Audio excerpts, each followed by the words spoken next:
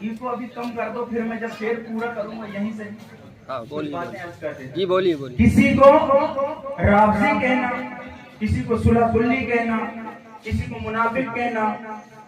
کوئی اگر علی علی علی علی علی علی علی کر لیتا ہے تو رافضی. تو امام حضرت محدث اعظم کو کیا کہو گے آپ؟ محدث اعظم نے کہا، اور یہی عقیدہ لے کے آپ جاؤ.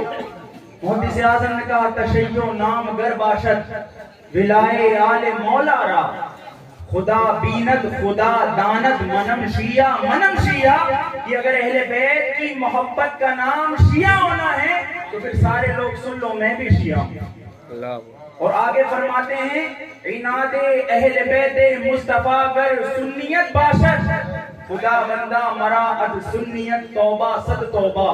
کہ اگر بغض اہل بیت کا نام سنیت ہے تو پھر ایسی سنیت سے ہم توبہ کرتے ہیں، ایسی سنیت سے ہم توبہ کرتے ہیں.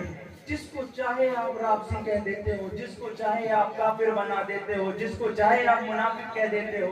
یہ کہاں کا اصول ہے؟ حدیث پاک ہے، مسلم شریف کی حدیث ہے، ابن عمر سے روایت ہے. اللہ کے نبی صلی اللہ علیہ وسلم سے پوچھا گیا، اللہ کے نبی صلی اللہ علیہ وسلم نے ارشاد فرمایا کہ اگر کوئی کسی کو کافر کہہ دے، اگرچہ وہ کافر ہے تو پھر ٹھیک ہے، لیکن اگر کافر نہیں ہے تو کہنے والے پر حکم پلٹ آئے گا، حکم پلٹ آئے گا. اگر آپ بطور گالی کے کسی کو کافر کہہ رہے ہیں، بطور گالی کے، تو پھر یہ حرام ہے. اور کافر جان کر آپ کسی کو کافر کہہ رہے ہیں تو یہ حکم کفر پلٹ جائے گا کہنے والے پر. یہ فتویٰ ہے علماء کا باقاعدہ اس میں.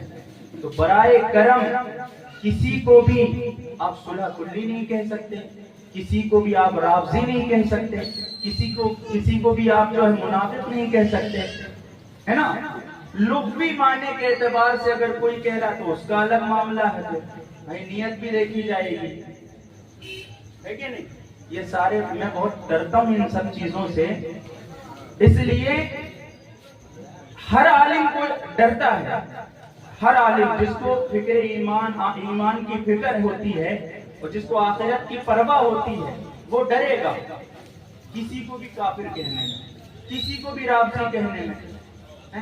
اور جس کو کوئی پرواہ ہی نہیں، جس کو کوئی ڈر ہی نہیں. ابھی میں نے لفظ ڈر کہا تو آپ ہنسنے لگے کچھ لوگ. بھائی میں ڈر اس بات پہ نہیں رہا ہوں کہ میں بیان کر رہا ہوں، مجھے کسی کے باپ سے ڈر نہیں لگتا. سبحان اللہ. کیونکہ میں علی کا نام لے رہا ہوں. سبحان اللہ سبحان اللہ. ہے نا.